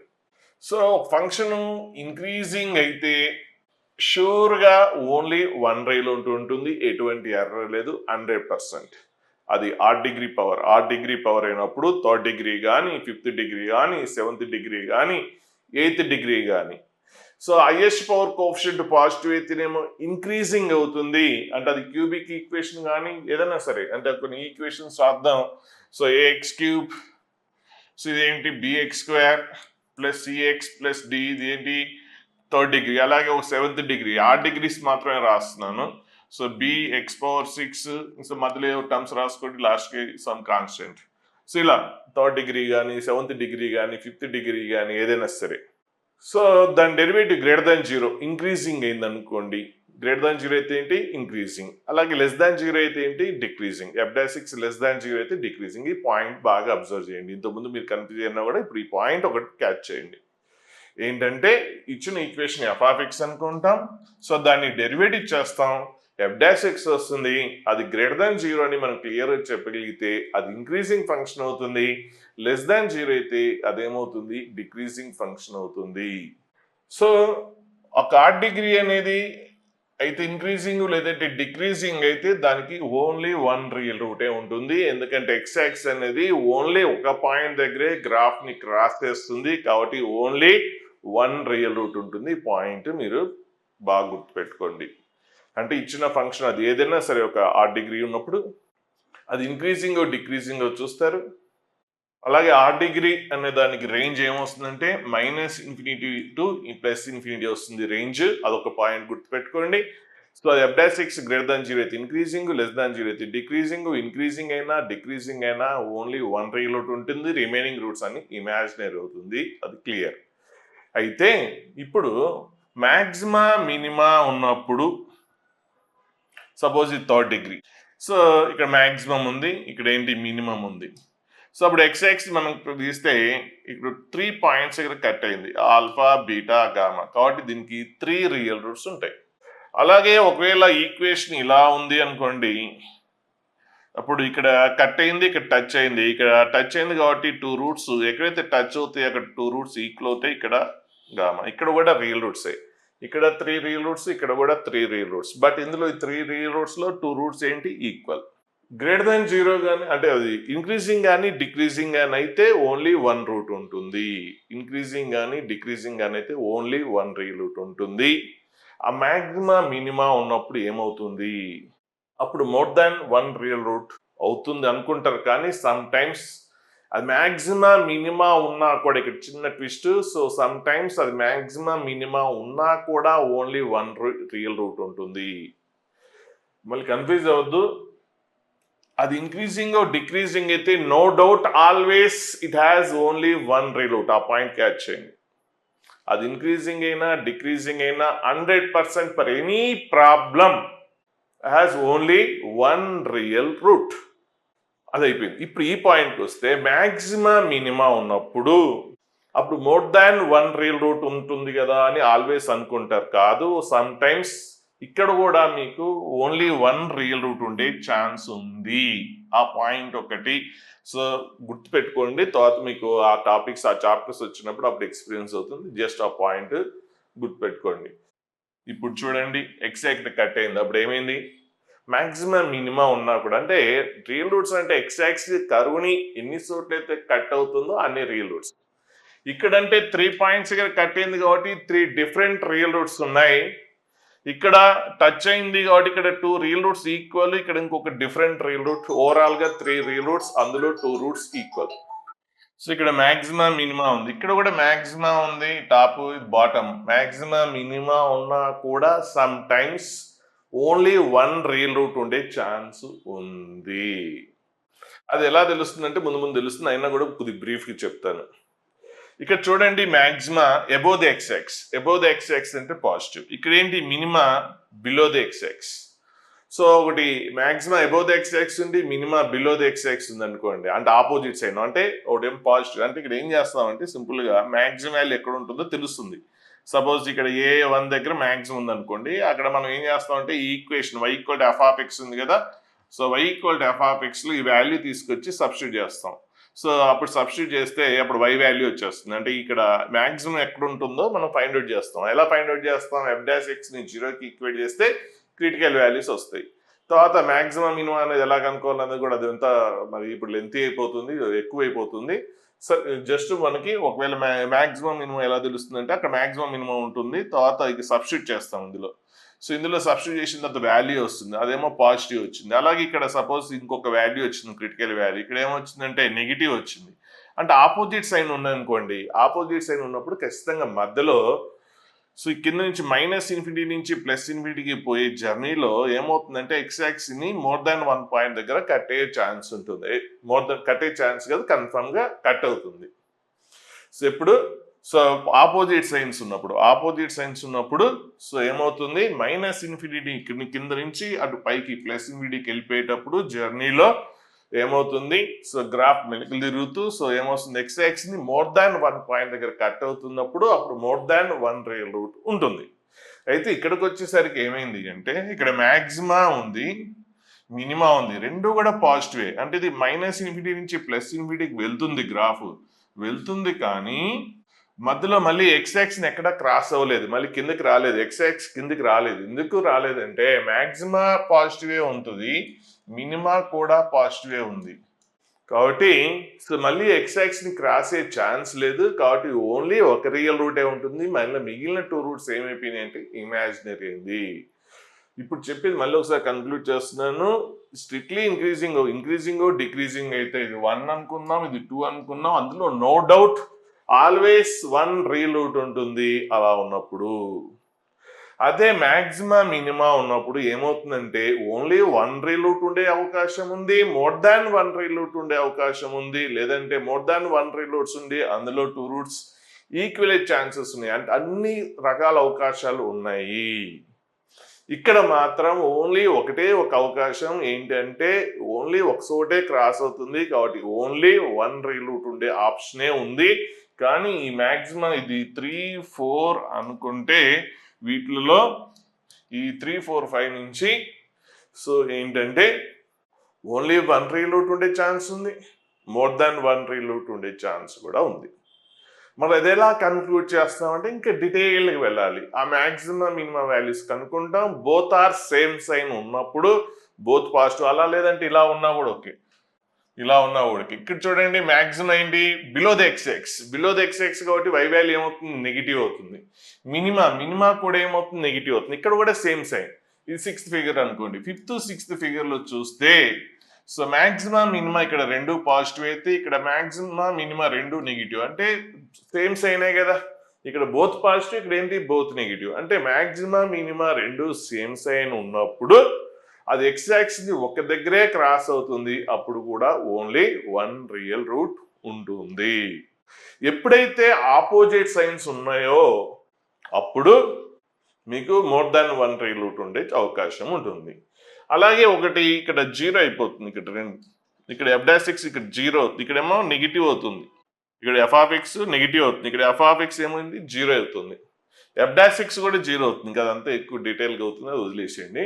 సో ప్రజెంట్ చెప్పేది ఏంటంటే మ్యాక్సిమం మినిమా ఉన్నా కూడా కొన్ని ప్రాబ్లమ్స్లో దానికి ఓన్లీ వన్ రీలూట్ ఉంటుంది, కొన్ని ప్రాబ్లమ్స్లో మోర్ దాన్ వన్ రీలూట్ ఉంటుంది. ఆ ఒక్క పాయింట్ ఇప్పుడు గుర్తుపెట్టుకోండి. తర్వాత చాప్టర్స్ నేర్చుకున్నప్పుడు ఇప్పటికే చాలా ఎక్కువైపోయింది, సో అప్పుడు నేర్చుకోవచ్చు. సో మరి ఎక్కువైపోయిందని ఇంతెందుకు చెప్పామంటే ఇది చాలా అవసరం. మీరు అట్లా ఇప్పుడు ఇట్లా వింటూ ఉంటే అలవాటు అవుతుంటుంది. ఒకేసారి నేర్చుకోకపోయినా పర్లేదు, కానీ ఇవి మైండ్లో మీకు ఎప్పుడు ఉంటే చాలా చాలా అడ్వాంటేజ్. నేర్చుకునేంత వరకు ఇది కష్టం, కానీ నేర్చుకున్న తర్వాత చాలా చాలా సింపుల్. అంటే మీకు కొద్దిగా ఇబ్బంది కనిపించవచ్చు, కానీ నేర్చుకునేంత వరకే. నేర్చుకున్న తర్వాత వాటి మీద పర్ఫెక్షన్ వచ్చిన తర్వాత, గ్రిప్ వచ్చిన తర్వాత చాలా సింపుల్గా అయిపోతుంది. ఫస్ట్ మెథడ్ కంటే సెకండ్ మెథడ్ సింపుల్గా అయిపోతుంది, విత్ ఇన్ 2 minutesలో అయిపోతుంది. వీడియో దాదాపు 1 hour వచ్చి ఉండొచ్చు, కానీ మీకు ఇవన్నీ కాన్సెప్ట్స్ చెప్తూ ఇవన్నీ చెప్పడం వల్ల అంత లేట్ అయింది, కానీ 2 minutesలోనే అయిపోతుంది. ఎగ్జామ్లో మీరేమీ భయపడాల్సిన అవసరం లేదు, కానీ కాన్సెప్ట్ మాత్రం చాలా చాలా చాలా ఇంపార్టెంట్.